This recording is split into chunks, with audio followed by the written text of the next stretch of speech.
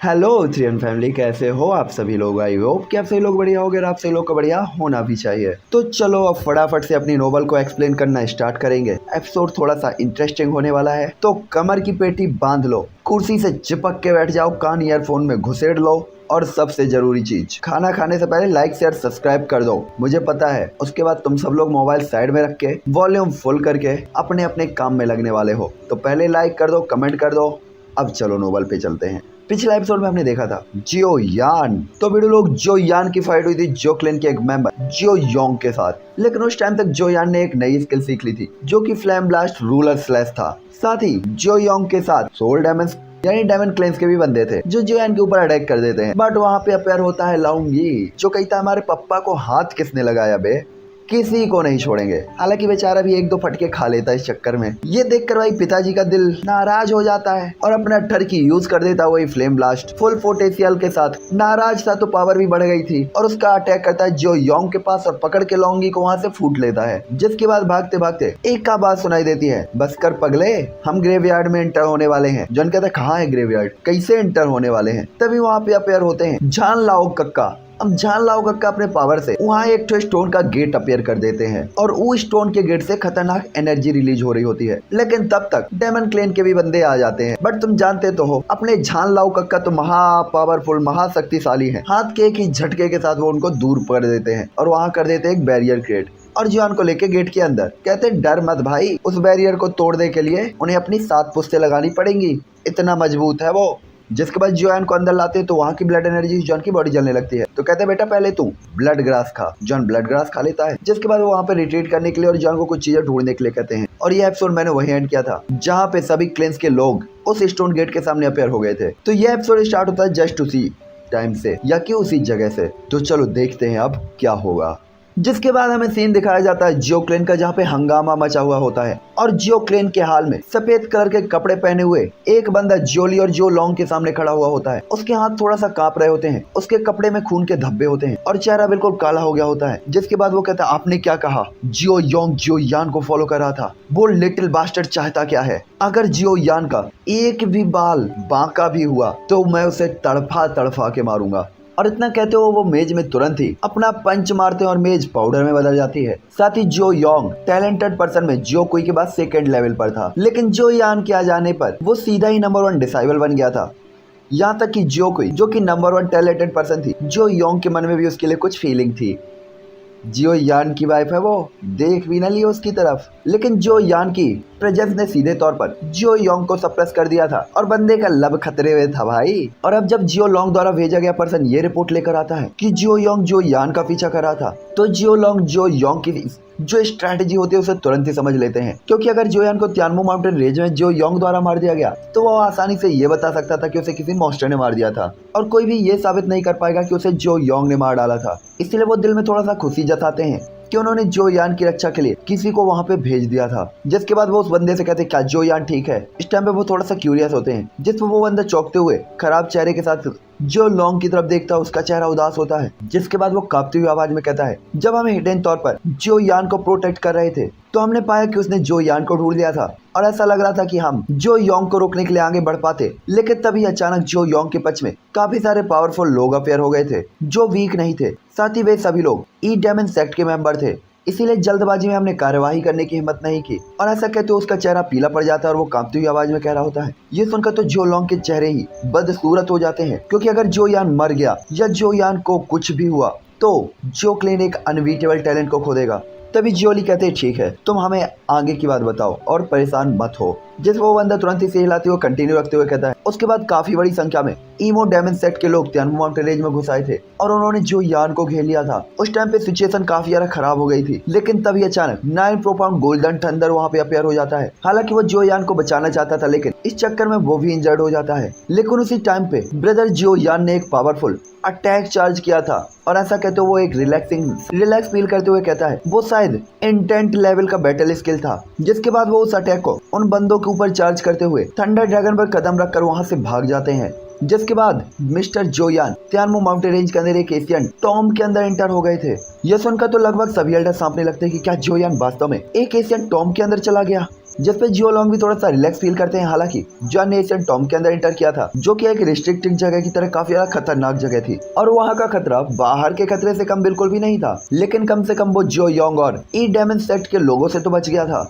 हालांकि तभी जियो लॉन्ग कहते रुको, तुमने अभी अभी कहा कि उसने ई लेवल के 2 बैटल स्किल्स को शो किया था, क्या ये जियो योंग द्वारा किया गया था या कि जियो यान द्वारा? जिसपे बंदा कहता है मैं वास्तव में बहुत दूर था, इसलिए मैंने इसे क्लियरली तो नहीं देखा, लेकिन उन 2 अटैकों में एक अटैक तो हेवन एम्परर ब्लास्ट था, जो कि जियो योंग का ब्लास्ट अटैक था। यह सुनकर तो सभी लोग काफी ज्यादा हैरान हो जाते हैं, यहाँ तक कि जोली जो मेन सीट पर बैठे हुए थे वो भी चौंक गए थे, क्योंकि जैसा कि व्हाइट मैन ने कहा जो इंटेंट क्लास अटैक था या कि माइंड क्लास अटैक, उसमें से जो अटैक उसने बताया था वो उनकी क्लेन का सबसे popular attack golden emperor giant explosive spear था, और ये इंटेंट लेवल का स्टार्टिंग लेवल का बैटल स्किल था। और इसका यूज करते हुए वो बंदा जियो क्लेन के ट्रेनिंग मैच में दूसरे लेवल पर आया था, और जियो क्लेन के लोग भी इंटेंट लेवल के इस बैटल स्किल को सीखने के पात्र हैं, और वो क्लेन में हर 100 साल में ऑर्गेनाइज होने वाले कंपटीशन में उन्हें टॉप 3 में आना होगा, और इसके बाद वो हॉल ऑफ फाइटिंग स्किल में एंटर करके इंटेंट क्लास के किसी भी डाउ टेक्निक को यानी डू टेक्निक को देख सकते थे, और सीखे गए बैटल स्किल के लेवल को खुद ही डिसाइड कर सकते थे। जहाँ तक दूसरे बैटल स्किल की बात थी, वो बंदा नहीं जानता था कि वो किसका था, लेकिन किसी भी एल्डर को यह भरोसा नहीं था कि वो जियो यान का होगा, क्योंकि जो यान अभी अभी तो डाउडी कॉन्टिनेंट के अंदर आया था, उसे इंटेंट क्लास का डाउट टेक्निक कैसे मिल सकता था। जिसके बाद सभी लोग काफी ज्यादा खुश होते हैं कि जो यान जियो योंग के हाथों बच गया, जो कि 2 स्टार डाउडी था, और इसमें उसके लिए काफी ज्यादा मुश्किल हुई होगी। जिसके बाद सभी लोग कहते हैं जियो योंग उसने अपने क्लेन के मेंबर को खोजने और मारने के लिए इविल क्लेन के साथ मिली भगत की, क्लेन्स के रूल्स को डिस्ट्रॉय किया, इसीलिए उसे उसके क्लेन से अब निष्कासित किया जाता है, और सभी क्लेन्स के एल्डर इस चीज के मोटिव में थे कि उसे गिरफ्तार किया जाए। जिसके बाद जो ली टैंग खड़े होकर तुरंत ही आदेश देते हैं। उनका चेहरा तो पहले ही लाल पीला हो गया होता है। दूसरी तरफ जोली की राजसी लग्जीरियस आवाज जैसे ही हॉल में गूंजती है तो सभी एल्डर चुपचाप बिना किसी आपत्ति के इसमें एग्री हो जाते, क्योंकि उन्हें भी पता था कि उन्हें भी क्लेन से निकाल दिया जाएगा अगर वो जो यान के मोटिव या मामले में पड़ेंगे। इस टाइम पे तो जोली का चेहरा काफी ज्यादा गुस्से में होता है, लगभग लाल पीला हुआ पड़ा होता है। आखिरकार क्लेन में पहली बार ऐसी घटना हुई थी, वो इसे बर्दाश्त कैसे कर सकते थे। यहाँ तक कि भले ही जो यान ठीक है या नहीं, जो योंग ने एनिमीज के साथ कैसे मिलकर मिली भगत की, और वो भी अपने क्लेन के मेंबर को मारने के लिए, ये रीजन उसे क्लेन से बाहर निकालने के लिए पहले ही काफी था। साथ ही क्लेन के मेंबर को मारने की साजिश ये क्लेन के रूल को तोड़ता था, इसलिए उसे सजा देने के लिए भी ये रीजन काफी था। दूसरी तरफ जियो लॉन्ग तो और भी ज्यादा गुस्से में थे, और इसके बाद वो डांटते हुए कहते हैं मुझे परवाह नहीं कि दूसरी इंटेंट क्लास बैटल स्किल किसकी थी। जिसके बाद वो कहते हैं अगर उस एशियंट टॉम्ब के अंदर जो यान के साथ कुछ भी हुआ तो आप बच नहीं पाएंगे। इस टाइम पे वो एक ही चीज में खुन्नस में होते हैं कि अगर जो योंग ने जो यान का पीछा नहीं किया होता और उसे मारने के लिए उसके पीछे नहीं दौड़ रहा होता, तो जो यान कभी भी उस रिस्ट्रिक्टेड प्लेस के अंदर घुसता ही नहीं। जिसके बाद वो कहते हैं जियो बूट यान, अगर जो यान के साथ कुछ हुआ तो आप भी बच नहीं पाएंगे। उसे अच्छे से पता था कि जियो योंग जो क्लेन के 4th एल्डर जो वूट यान का डिसाइबल था। हालांकि जियो लॉन्ग जब गुस्से में बोलना समाप्त करते हैं तो चारों तरफ कोल्ड एनर्जी फैल गई होती है, और इसके बाद वो हॉल के बाहर चले जाते हैं। जियो लॉन्ग के चले जाने के बाद जियो बूट यान जिसे जियो लॉन्ग ने डांटा था, वो अपने फेस ऐसे शो करता है जैसे कुछ हुआ ही ना हो। उसके चेहरे पे अजीब सी बेशर्मों वाली स्माइल होती है। साथ ही जियो लॉन्ग को जाता हुआ देखकर जियोली हेल्पलेस तरीके से अपना सिर हिलाते हैं, क्योंकि उन्हें भी पता था इस घटना ने सीधे तौर पर जॉन की लाइफ को खतरे में डाल दिया था, और उन्हें पता था जियो लॉन्ग जो यान को काफी इंपॉर्टेंस देते थे, तो भला वो बंदा नाराज कैसे नहीं होता। जिसके बाद वो कहते हैं ठीक है, अभी बहुत देर हो चुकी है, हो सकता है बाकी की आर्मीज तियानमो माउंटेन रेंज में पहुंच चुकी हो। सभी एल्डर्स लोगों को इकट्ठा करिए, हम भी तियानमो माउंटेन रेंज में जाएंगे। उनकी आवाज काफी ज्यादा आइकॉनिक होती है। यह सुनकर सभी एल्डर्स खड़े के खड़े रह जाते हैं और तुरंत अपना सिर हिलाकर हाल से बाहर निकलते हैं। जिसके बाद जोली अचानक ही हंसते हुए कहते हैं ऐसा लगता है कि शायद मैं जानता हूँ ये चाल कौन चल रहा है। जिसके बाद हमें तियानमो माउंटेन रेंज का सीन दिखाया जाता है, जहाँ पे स्टोन गेट अभी भी उस माउंटेन रेंज के अंदर ऊपर लटका हुआ होता है और आसपास की एनर्जी को कंटिन्यू अब्सॉर्ब कर रहा होता है। शहर एशियन टॉम के अंदर इंटर होने वाले गेट के प्रेजेंस के कारण तियानमो माउंटेन रेंज में काफी सारे लोग आ रहे होते हैं, और ये तो एक एशियन हेरिटेज बन गया था। मतलब चलो घूमने चलते, चलो पिकनिक मनाने चलते हैं। वहाँ पे जो भी देख रहा था वही मुंह उठा के वहाँ पे आ रहा होता है, और लगभग डीझोऊ के सभी लोग वहाँ पे पहुंच चुके होते हैं। साथ ही तियानमो माउंटेन रेंज में उतने बड़े एरिया में ब्लैक शैडोज चींटियों की तरह बह रही होती है।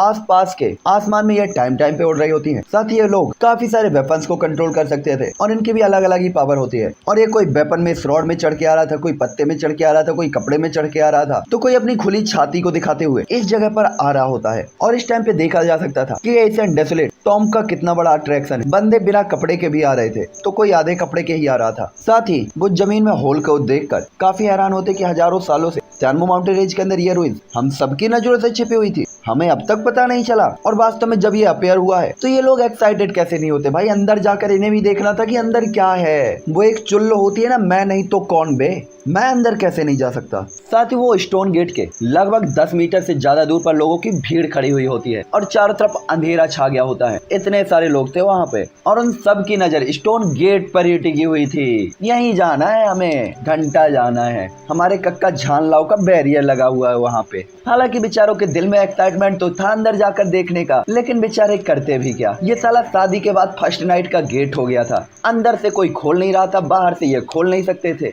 बेचारे बैठे बैठे इंतजार कर रहे होते कि शायद थोड़ी देर बाद खुलेगा। तभी एक बंदा कहता है फुल मुंबई स्टाइल में, अपन सुनेला है कि इसके अंदर कोई इंटर हो चुका है। जिस पे दूसरा बंदा कहता है हाँ, उड़ती हुई खबर के अकॉर्डिंग वो जियो क्लेन का मेंबर लगता है, लेकिन उसकी पावर केवल 1 स्टार डाउडी लेवल के इंटरमीडिएट लेवल पर है। और जहाँ तक हम उसका नाम सुने हैं, उसका नाम है जियो यान। साथ ही जियो यान को इसे टॉम के अंदर एंटर हुए कुछ दिन हो गए होते हैं और इस टाइम पे तो सभी लोग टैनमो माउंटेन रेंज के अंदर जियो यान के लक से जेलसी फील कर रहे थे कि जियो यान वास्तव में अकेले अकेले एंटर हो गया। साथ ही ये लोग सोच रहे थे कि बस वो अब यहाँ से बाहर ही ना आ पाए, वहीं अंदर मर जाए। तभी अचानक दूरी पर कुछ फ्लक्चुएशन दिखाई देता है और एक क्रैक ओपन होता है, जिसके बाद कुछ फिगर्स बाहर निकलते हैं जिनकी आंखों वालों के कलर अलग अलग होते हैं और ये होते हैं फैंटम मॉन्स्टर रेस ट्राइब के बंदे। ये देखकर अनगिनत लोग काफी ज्यादा हैरान होते हैं और कहते हैं ये तो काफी वाइल्ड और खतरनाक फोर्स है। जिसके बाद सभी लोग उस भीड़ में उस पर्सन को देखते हैं जिसके कपड़े लाल होते हैं, बाल लाल होते हैं, आंख लाल होते हैं। तो वो काफी ज्यादा हैरान होते हैं कि ये फैंटम मॉन्स्टर रेस के लोग थे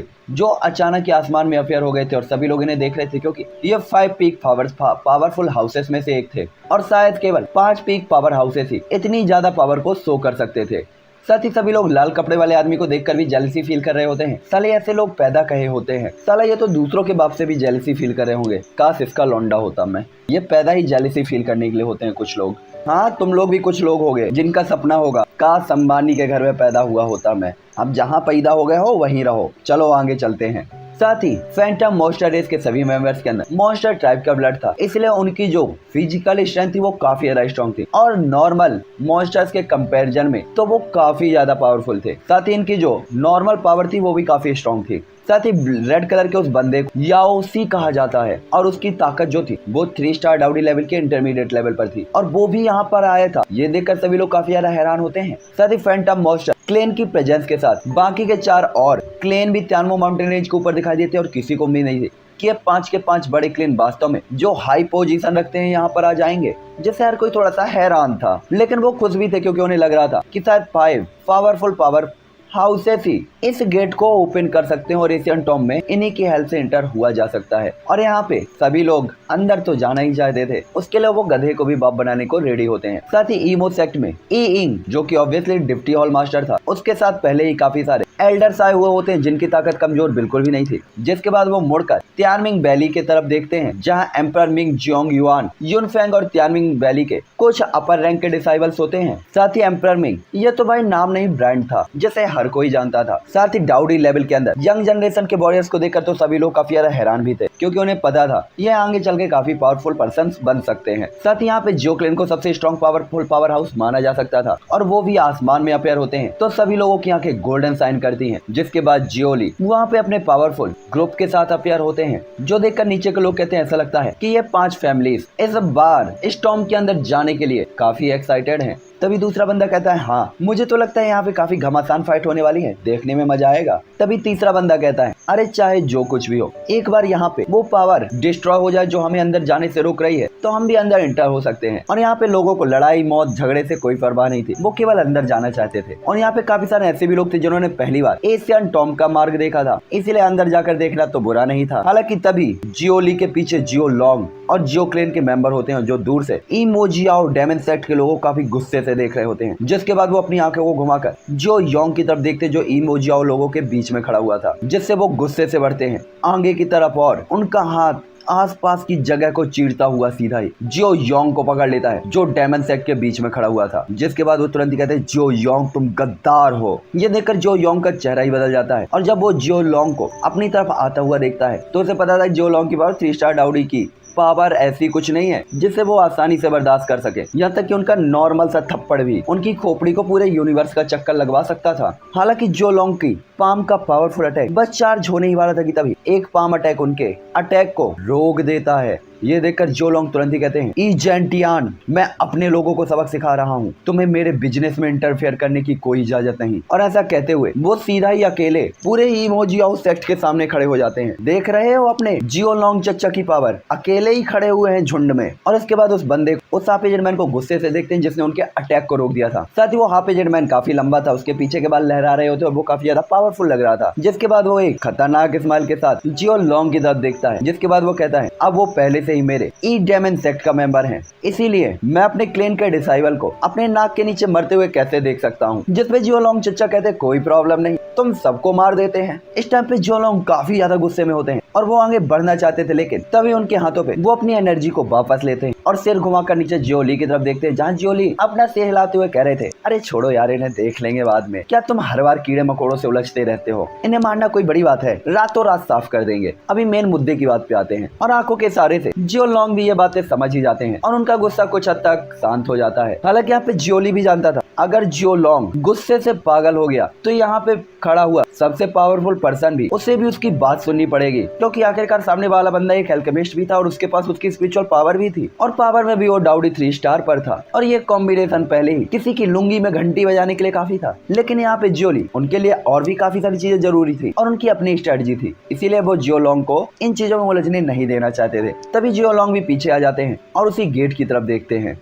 लेकिन उसी टाइम पे जियो क्लेन के लोगों के बीच में अचानक एक एक्सट्रीमली ब्यूटीफुल फिगर अफेयर होती है और उसकी अफेयर होते ही आसपास के जंगल के फूल खिलने लगते हैं। एक मिस्टीरियस सी प्यारी सी स्मेल चारों तरफ फैलने लगती है और जो लोग अभी एक्साइटेड तरीके से उस डोर को देख रहे होते हैं वो सभी उस फिगर को देखने लगते हैं। सबके दिल में केवल एक ही थॉट होता है, अगर तुम मिल जाओ तो ये गेट तोड़ देंगे हम, तुम्हारे खातिर अपने क्लेन को भी छोड़ देंगे हम। और ये और कोई नहीं, एक्सट्रीमली ब्यूटीफुल फिगर जियो कुई होती है। साथ ही जो यान के अफेयर होने के बाद वो पहले ही जियो क्लेन का नंबर 1 टैलेंट बन गया था और जियो कुई जिसे जियो क्लेन में कंपटीशन में हर बार फर्स्ट प्लेस पे रखा गया था। साथ ही जियो कुई कुछ महीना पहले ही तियानमो माउंटेन रेंज पे रिट्रीट के लिए आई थी, लेकिन अचानक से इस स्टोन गेट के तियानमो माउंटेन रेंज पावर हो जाने के कारण और पावरफुल लोगों के ऑरे के कारण उसे यहाँ आने पर मजबूर होना पड़ गया था। जिसके बाद वो आसमान में 5 पीक पावरफुल फैमिलीज को देखती है तो जियो कुई इनकी प्रेजेंस से थोड़ा सा सरप्राइज होती है कि आखिरकार स्टोन गेट के अंदर है क्या जो इतना बड़ा अट्रैक्शन यहाँ पे अपेयर हुआ है, वहाँ तेरा पति है मैडम।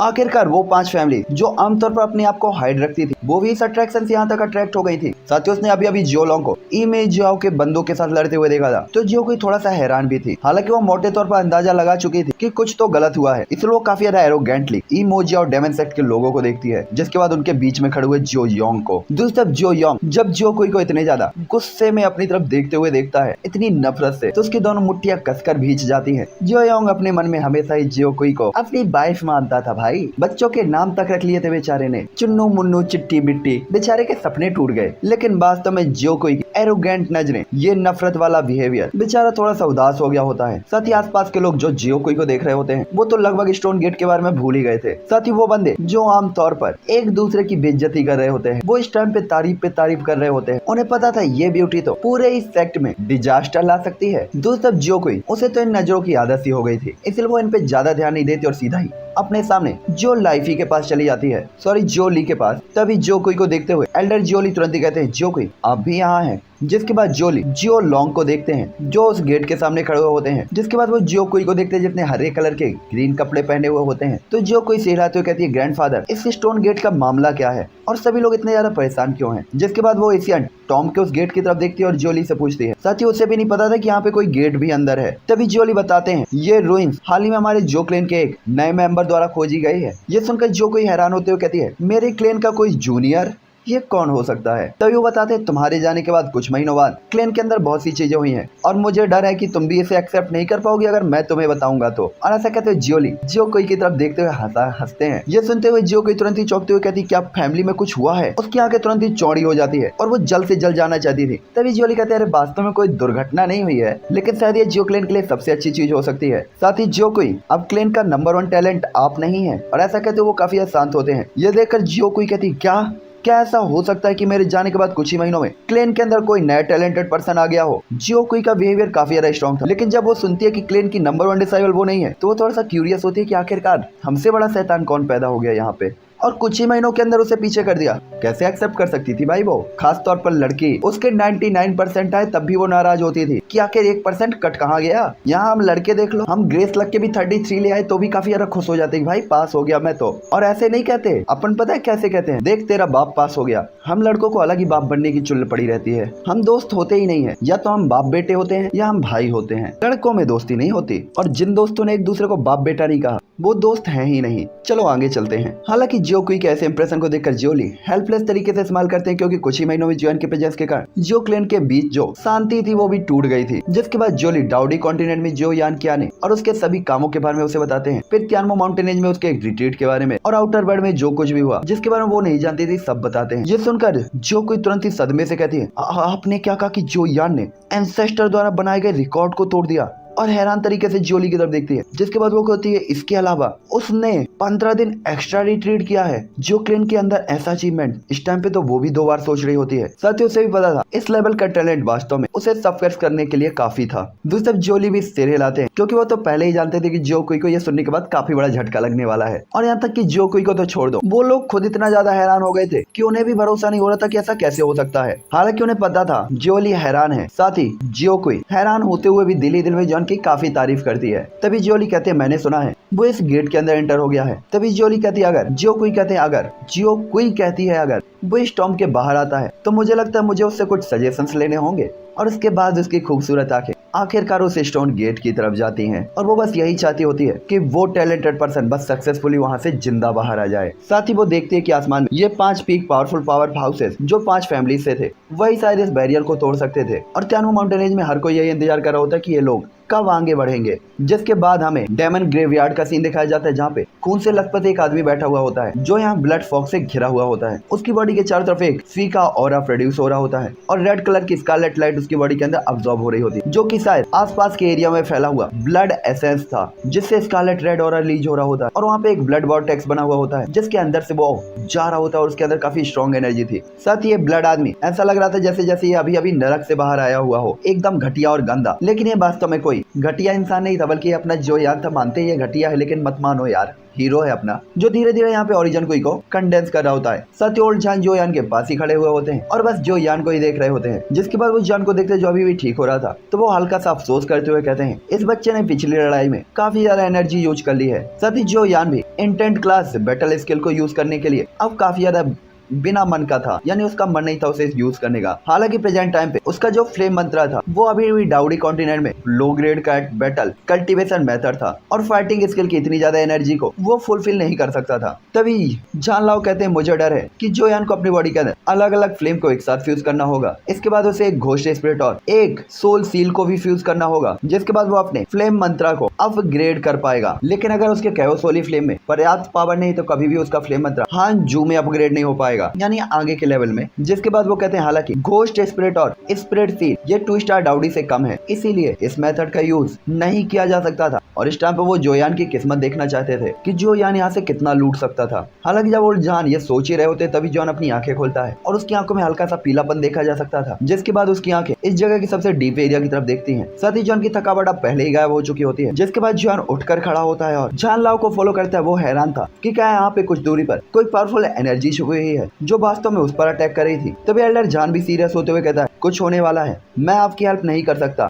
आपको इसे खुद ही सॉल्व करना होगा, सावधान रहें, मैं पहले टावर पे वापस जाऊंगा। और ऐसा कहते हुए एल्डर जान जो यान की तरफ देखते हैं और गोल्डन टावर के अंदर चले जाते हैं। ओल्ड जान के गायब होते ही जान के बगल में एक गोल्डन लाइट अपेयर होती है जो लॉन्गी था, जो गोल्डन टावर के अंदर चला गया था, लेकिन अब उसने अपनी पावर को वापस से गैदर कर लिया था। जिसके बाद लॉन्गी भी काफी सीरियस तरीके से उस ब्लड प्लेस की तरफ देखता है जहाँ से एक हिडन पावर को वो फील कर सकता था। ये देखकर जो यान लॉन्गी की तरफ देखता है और स्माइल करता है, साथ ही वो अपने लिए लॉन्गी की टेंशन को एज अ फादर और सन फील कर सकता था।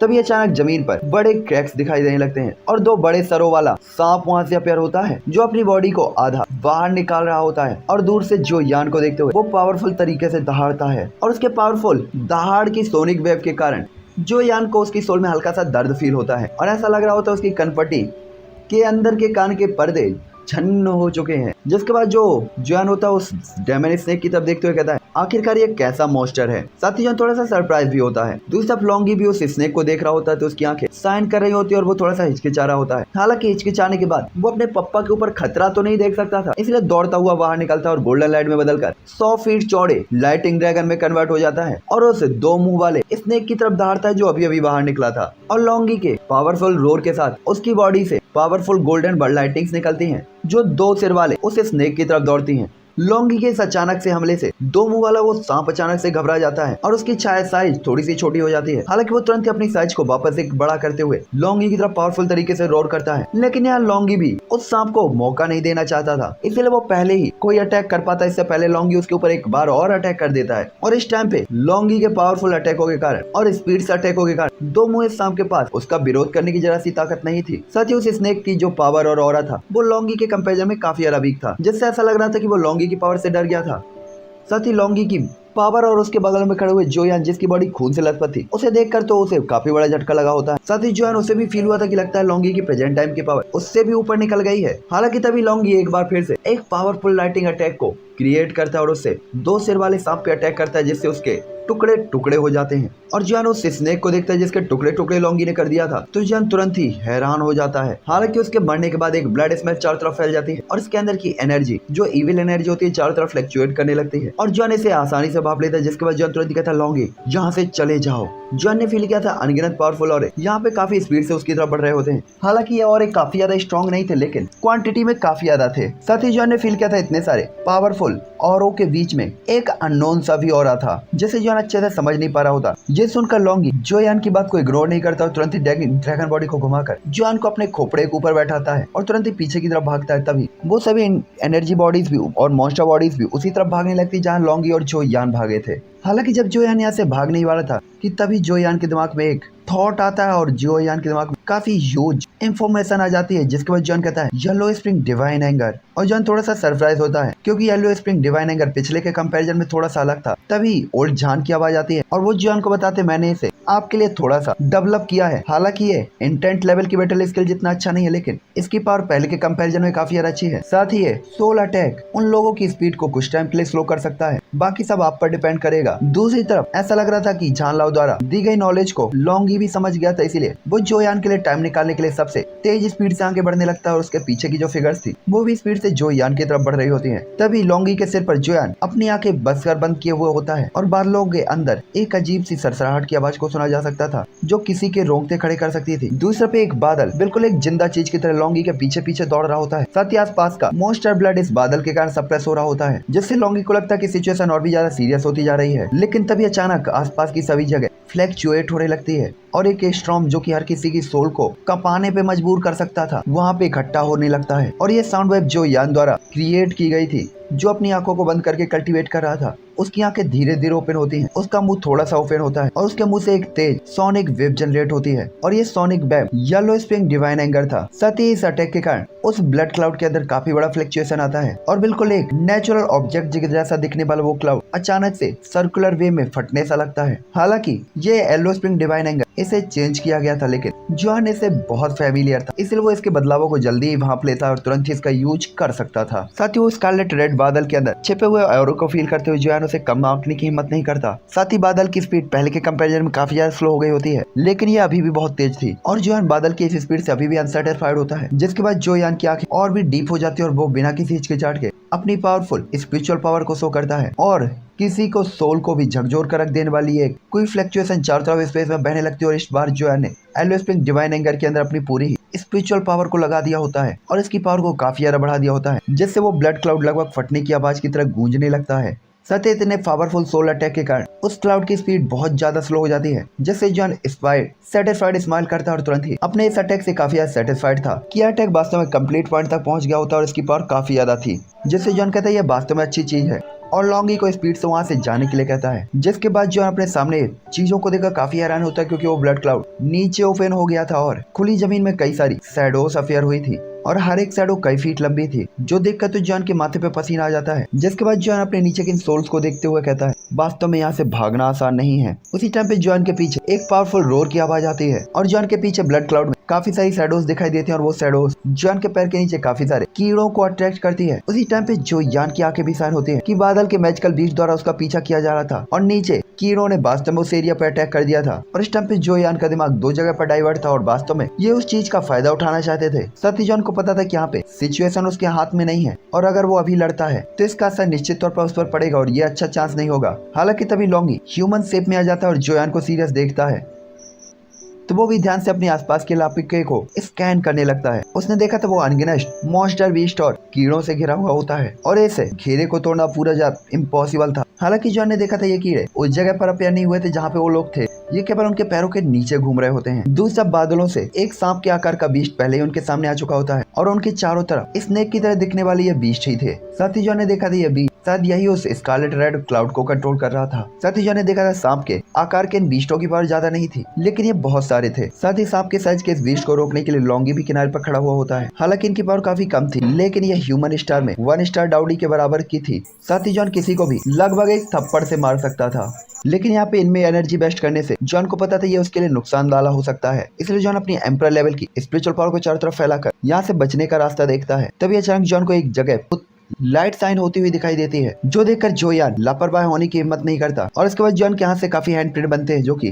स्नेक के साइज के बीस्टों से टकराते हैं और लॉन्गी भी यहाँ पे कमजोरी नहीं दिखाता और इंसान बनकर उसका अटैक बिल्कुल भी कम नहीं हुआ था और लाइटिंग बोल्ट को वो कंट्रोल करते हुए इन स्नेक बीस्ट को डिस्ट्रॉय कर रहा होता है। साथ ही इनके अटैक और भी ज्यादा फास्ट होते जा रहे होते हैं। तो दूसरी तरफ ये स्नेक भी जोयान और लॉन्गी की तरफ भाग रहे होते हैं, लेकिन जोयान की पावर के हल्के से टच से भी ये स्नेक मर रहे थे, क्योंकि दोनों की पावर काफी बड़ा गैप था। साथ ही इन दोनों को पता था यहाँ पे बहुत सारे स्नेक बीस्ट थे और इन्हें मारा नहीं जा सकता था। साथ ही इस टाइम पे इस ब्लड फ्लॉक के अंदर जोयान का डुई कोई धीरे धीरे कम हो रहा होता है, लेकिन स्नेक बीस्ट अभी भी आ रहे थे और ये देखकर कि उसकी एनर्जी खत्म होने वाली है, जोयान थोड़ा सा घबरा जाता है। तभी उसे ओल्ड जान की आवाज सुनाई देती है, छोटे साथी जल्दी से स्पिरिट रूट को सॉल्व कर लो और उस लाइट वाली जगह पर जाओ, मुझे लगता है वहाँ कुछ अच्छा होगा। ये सुनकर जॉन की आंखें साइन होती है और वो तुरंत ही उस ब्रांच को खा लेता है, जिससे उसकी स्पिरिचुअल पावर और फाइटिंग को तुरंत उसके पीक लेवल पर लौट आती है। और ये जूलिंग जी वास्तव में डाउडी के बॉडी के अंदर की खत्म हो गई डोकुई को वापस से अपने पीक लेवल पर बहाल कर सकती थी, जो लो ग्रेड की एनर्जी रिकवरी पिल की बराबर थी। यहाँ तक कि शायद इंटरमीडिएट या हाई लेवल की मेडिसिन पिल भी इसके सामने कुछ नहीं थी। जिसके बाद डोकुई को वापस पाने के बाद जोयान अभी भी यहाँ पे सेंटर से आ रहे और इसे थोड़ा सा डर रहा होता है और इसके बाद सोचने के बाद जोयान अंदाजा लगाता है, क्योंकि झानलाओ ने कहा था तो वहाँ पे कुछ प्रीसियस होना चाहिए और जोयान